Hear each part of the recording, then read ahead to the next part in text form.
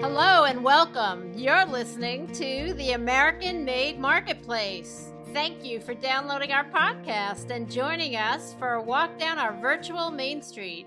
We're delighted to be your hosts for this journey. I'm Geraldine Bride. And I'm Maureen Linder. And today we are sponsored by AnytownUSA.com, the first e-commerce site where buyers and sellers get together to make buying and selling American-made goods easy. Finally. Plenty of great things really still are made right here in America, and that's why we're doing this podcast. We're telling the stories of makers and sellers of those things, and AnytownUSA.com makes it easy for people to find those products and to buy them all in one place. You're right, Geraldine. From jeans to boots, from wedding gifts to kid stuff, from jewelry to makeup, and every way to dress up your home and even care for your pets. Top quality and fair prices. Handmade by craftsmen and women, or proudly made in an American factory. Whether you're looking for a unique item or a national brand, all items are made here in America. Whether you're selling or shopping or both, come visit AnytownUSA.com. So let's get right to it. Let's get right to our passion for American-made goods and why we started this podcast. I'll go first. So Maureen, when I was leaving my last big-time corporate job, I was looking for a business that I really wanted to start and that I really had a tremendous amount of passion for. And honestly, I'd had enough of corporate outsourcing and things like that in my 30-year career. And then I came across a study that said, 80% of Americans wanted to buy American product, but they just couldn't find it. Because, there's a sea of imports out there that we're drowning in at this point, and people want to buy American, but American products are lost in that sea of imports. And I thought, this is a great thing, a great space to get into, which is make it easy for people to find what they really want. And at the same time, what a great way to help small businesses. Certainly, this would be a small business because we've just gotten started, but what a great way to help small businesses who are making things still in America to get seen and to get found. And so it's a passion for me to help those folks along and to help people find what they want. I mean, my whole career has been about figuring out what people want and making it for them, and this is really just the latest iteration of that. And Geraldine, when you first told me about your idea, I was really excited about the concept as well. And I am really excited to use my marketing skills and my business background to help bring Anytown USA to life. And I really like letting listeners know about our sellers, their American-made products, and the stories about why our sellers do what they do. Well, and I was so glad that Maureen, you wanted to do this with me because, and I guess this is a good time to tell people how we know each other, right? Because we've known each other since 96? I mean, that's a long time. 1997. In fact, it was in the fall of 1997 that I met you. And that was because you hired me at Pepperidge Farm.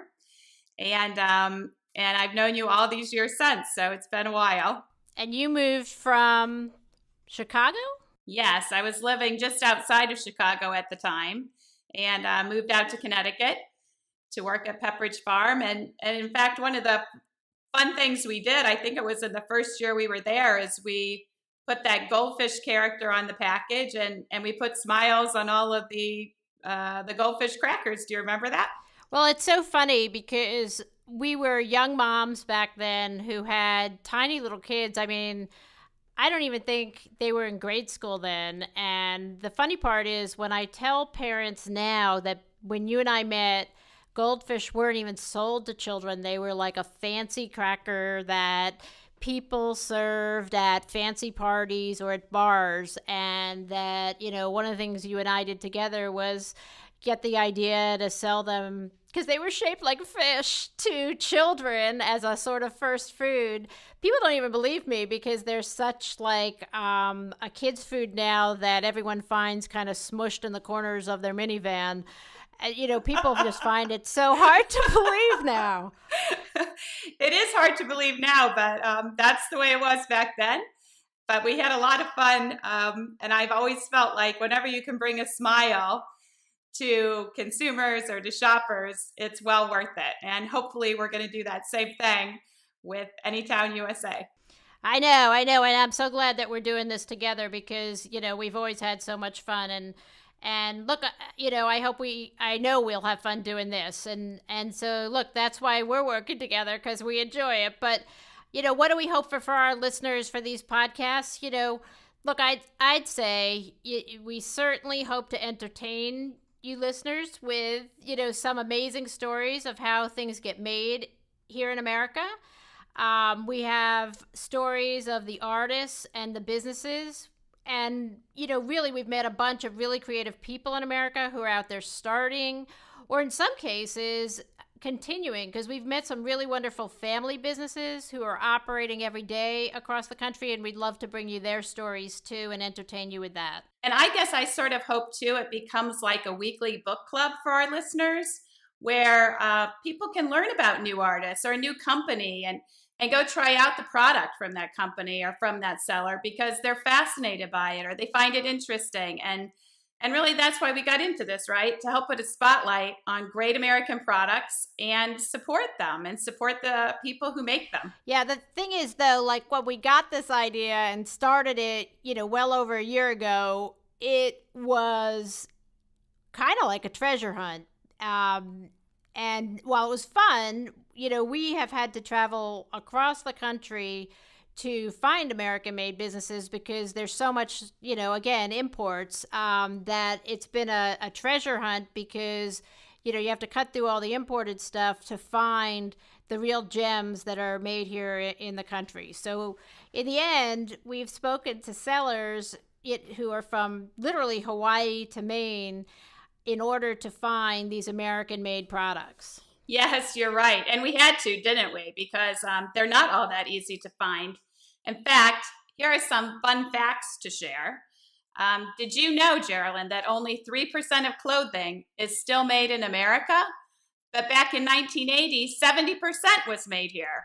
Yeah, I can definitely tell that because once we started doing this, I now look at all the labels when I shop. And certainly I'm trying to change my wardrobe over, so I hunt and it's amazing. Yeah, so yes, it certainly seems like that for sure. Yeah, for sure. And did you know that today nearly 60% of everything we buy is made overseas?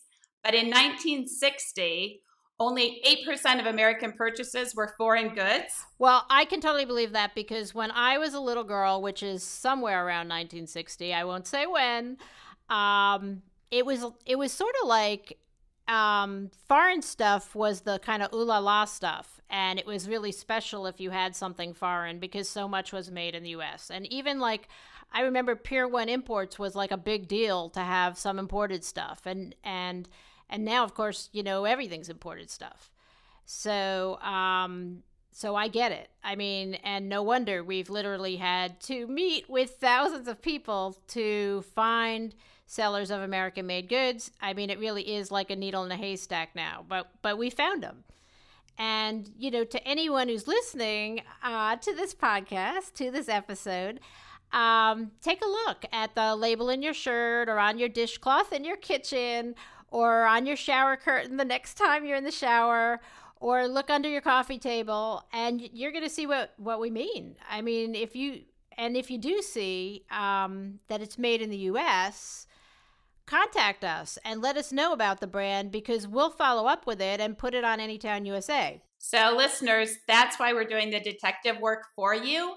Each week, we'll tell you about U.S.-made products. That way, you can dress yourself from head to toe and your house from front door to back door, all in products made in America. Yeah, and like I said before, we know that's important because most Americans, and like I said, 80% say they'd really, really like to buy American-made products, for lots of reasons. They just can't find them. So we want to help you. Yeah, and sometimes people think that because they buy products from an American brand, that the products are made in the USA, but that's not always the case, is it? I mean, when you check the label, sometimes products that you think are going to be American made really aren't. Yeah, and here's the other thing. The reason why people are looking for those American brands is 3 out of 4 Americans say that they really believe that American products are higher quality, but sometimes people name their brand something American and it isn't even made in America. Yeah, and we definitely want good quality products. Everybody wants that. You want to buy something that will last. And we definitely want that kind of product on Anytown USA, which is why we also have been out talking to so many different sellers, because it gives us a chance to see their product and make sure it's a nice quality product. So, Maureen, I know that when we started down this road, we had to look at, what were all the rules for made in America. So without sounding too much like a lawyer, what simply put does it mean to be made in America? Well, as you know, Geraldine, we found that the FTC has a lot of guidelines around labeling something made in America. So clearly those guidelines do have a sound of a lawyer to them, but I will try to say in my layman's terms, the way we interpret them is definitely that the material has to be last substantially transformed here in the USA to be at least on our site. And then we very clearly label for people whether those products have only U.S. material in them, whether the product has a combination of U.S. and imported material, or whether it's all imported material. So in every case, we're looking for the raw material to be substantially transformed into the product here in the U.S. So less substantially transformed, I mean, that pretty much just means like you can't make a bicycle in China and stick the pedals on in the U.S. Right? I mean, exactly. Okay. Exactly. You got it. That I understand. Got it. Let's move away from all the data and all that, and let's do the exciting thing now, and let's introduce our first ever guest on our podcast. Yay! Yay! She is an incredible woman. She left a big-time marketing career working for famous companies like the Franklin Mint, like American Greetings, and she took her incredible Wharton business degree and all of her bundle of creative abilities, and she began a second career as an artist and a designer. And it's my pleasure today to introduce Darriel Davis of Darriel Davis Designs. Darriel's calling in today from Lancaster, Pennsylvania. So welcome, Darriel. Yes, welcome, Darriel. Thank you. This is exciting. Darriel, we're kind of neighbors, because I'm speaking to you from Doylestown, Pennsylvania. Oh my gosh, okay. So tell us how you got settled in Lancaster, how long you've been there, what makes it special to you?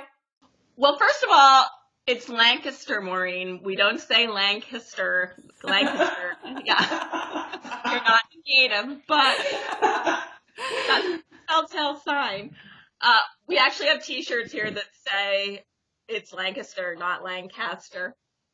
Anyway, we've been here about 24 years, and we moved because of my husband's job. I think one of the great things about Lancaster, everybody thinks of their agricultural heritage, and, Lancaster, with those roots, has been farm to table and eat fresh and eat local forever. And it's just great for me to know that I can get into my car and within 5 minutes be at one of the oldest central markets in the country or at a produce stand from a local farm. So that's been awesome. And the other thing that makes Lancaster unique, especially relative to our conversation, is that the Amish and Plain communities here have been makers sustaining their families with their crafts for years.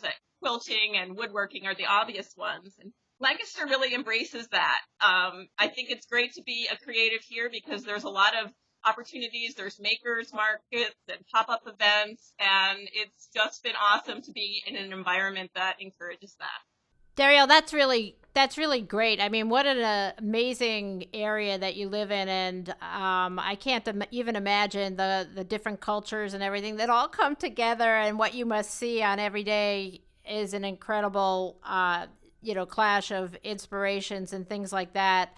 How did you get, though, from your business career to being an artist and a designer? How did you learn your particular craft? And,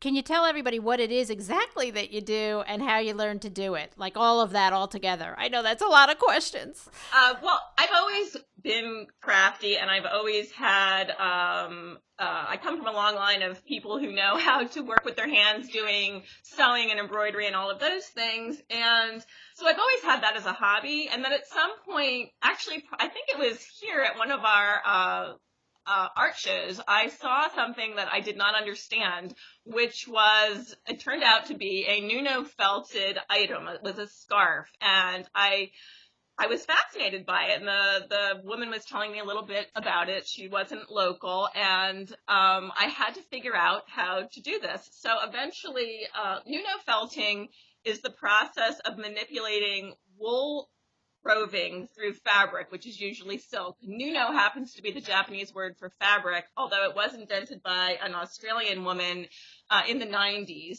So I pursued this, looking at YouTube videos and reading about it, and eventually I did figure out how to make Nuno felt, and that's how I started my business that I currently have. Although I have always done crafting and craft shows in the past, this has just become my passion. How do you get your inspiration for each of the items? I've always been curious to know, with someone like you, do you get your your thoughts together and you see it ahead of time and then you make something, or do you start making it and it develops over time?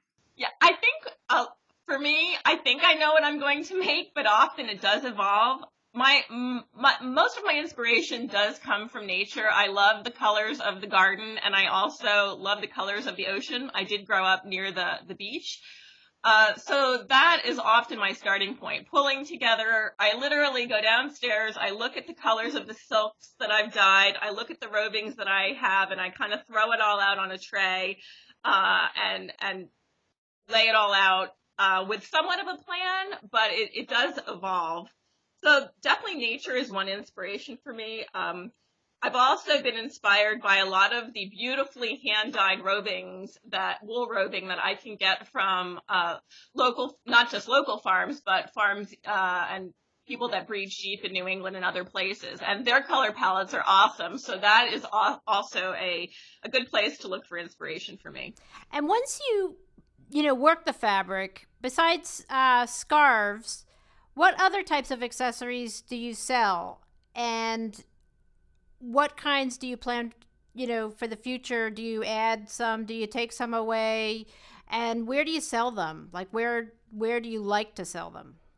Well, I do some jewelry. I do smaller pieces, like cuff bracelets work really well with small pieces of felt, and I've done some necklaces. I have done some home decor and some custom chair covers out of Nuno felting, which is really fun. The other thing that has been an inspiration is I have lots of leftover scraps, so I did develop a line of fiber collage scarves from all of my little leftovers, and that's a whole other process that I've enjoyed developing. As far as selling, I sell locally in Lancaster at a couple of boutiques. I also do craft shows seasonally, mostly around the Christmas buying season. And now I'm developing my online business with Anytown, and that's really exciting. What do you enjoy most about Nuno felting?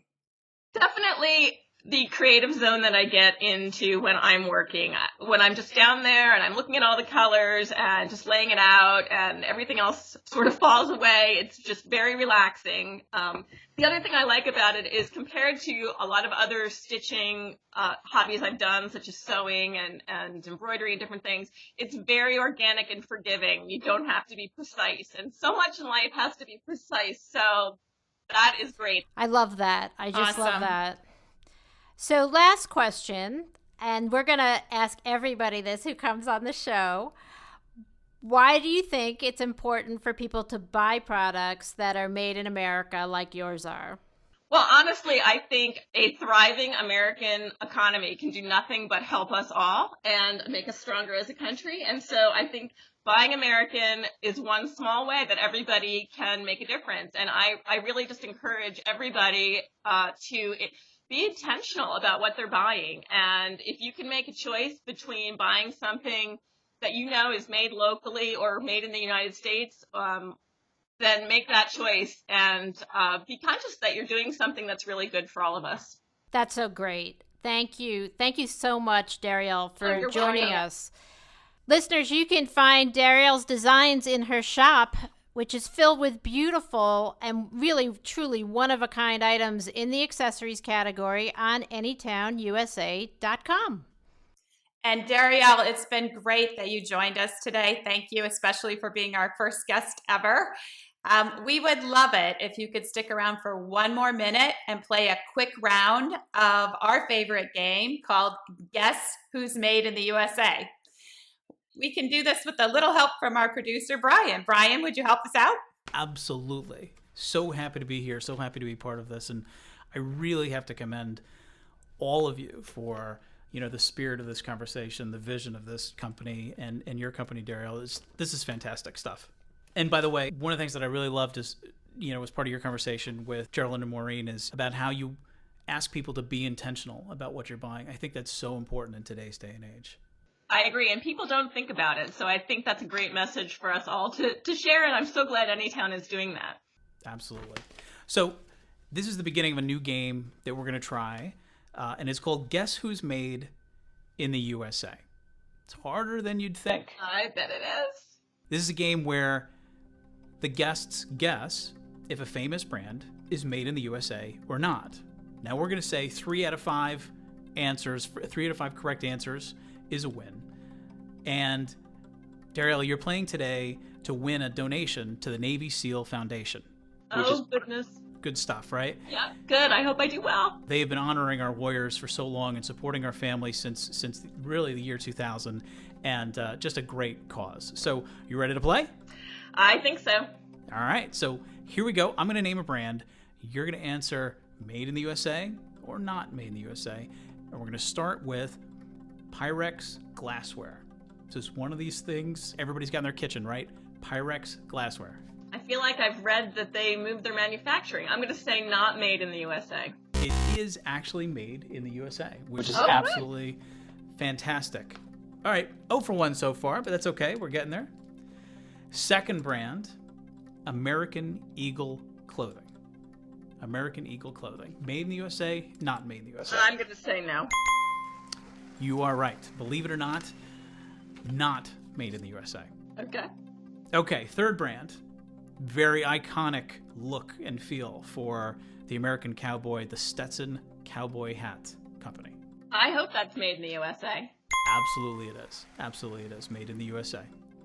All right, fourth brand, the Hanky Panky Ladies Underwear brand. I actually worked once at a store that carried this brand, and I'm thinking it's made in the USA. It is made in the USA. It is. See, you learn something new every day. I learned anyway. Fifth brand, another iconic brand, American Apparel Clothing. I'm going to say no. It's hard to believe any clothing is made in the United States. And you would be right. Unfortunately, it is not made in the USA. You got 4 out of 5? Yeah, she got 4. 4 out of 5. Oh, I got 4. Oh, good. 4 out of 5. That is a win, and that means a donation to the Navy SEAL Foundation. Oh, that's awesome. So thank you very, very much for being part of this. Thank you for being a part of the vision of Anytown USA. Thank you so much for having me. It's been fun. Thank you, Brian, and thank you, Darriel, for being such a really wonderful, wonderful guest today. Maureen, I have, as I knew I would, had a lot of fun with you today. Yes, I'm glad you talked me into recording a podcast. It's been fun doing our very first podcast for Anytown USA. And that's it for our first episode. We hope you'll join us for episode 2. In the meantime, you can follow us on Facebook at anytownusa.marketplace and at Instagram at anytown_USA_ and Twitter at anytown_USA_. And of course, don't forget to visit anytownusa.com to support local American businesses. We know you're going to love it. This episode was produced by, well, us, with the incredible Brian Gibbons. Thank you, Brian. Till next time, Welcome home, to Anytown, USA. the American-made marketplace.